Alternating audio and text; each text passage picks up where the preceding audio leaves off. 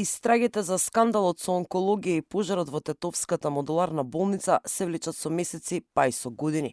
Скандалот со онкологија можеби и ќе доживее обвинение до крајот на месецот, но за набавката на опожарената модуларна болница во Тетово и останатите 18, обвинителството за организиран се уште не се произнесе дали навистина крив е само кабелот и дали ќе има одговорност кај велешката фирма Брако и Валандовската Ари и Том, кои што ги добија тендерите.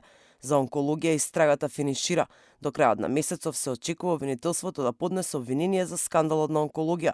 Се чека на вештачењата од странство, а обвинителите во целост ги завршија последните испрашувања на одредени вработени пациенти. До крај на јануари се очекува да пристигне второто медицинско вештачење од Словенија, каде беа испратени поголем дел од медицинските истории.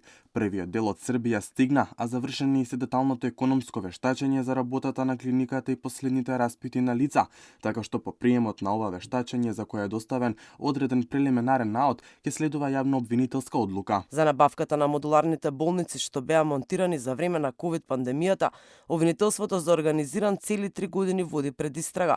За сега крив е кабелот за пожарот во кој загинаа 14 луѓе. Се уште не се знае дали тендерот бил законски и дали модуларните болници ги исполнувале сите критериуми за нивно поставување. Документацијата што по наредба на јавниот обвинител беше дополнително побарана, а зашто предметниот обвинител информираше на неодамнешниот брифинг, е пристигнати веднаш со наредба за спроведување на сеопфатна анализа дадена на истражител од истражниот центар во ОЈОГОК.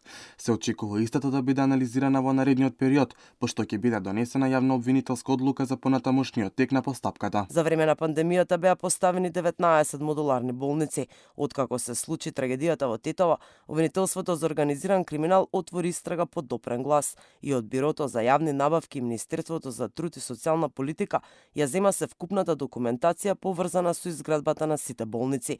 Тендерот за изградба на модуларните болници ги добија велешката фирма Брако и Валандовската Ари и Том по скратена постапка, без претходно објавен оглас.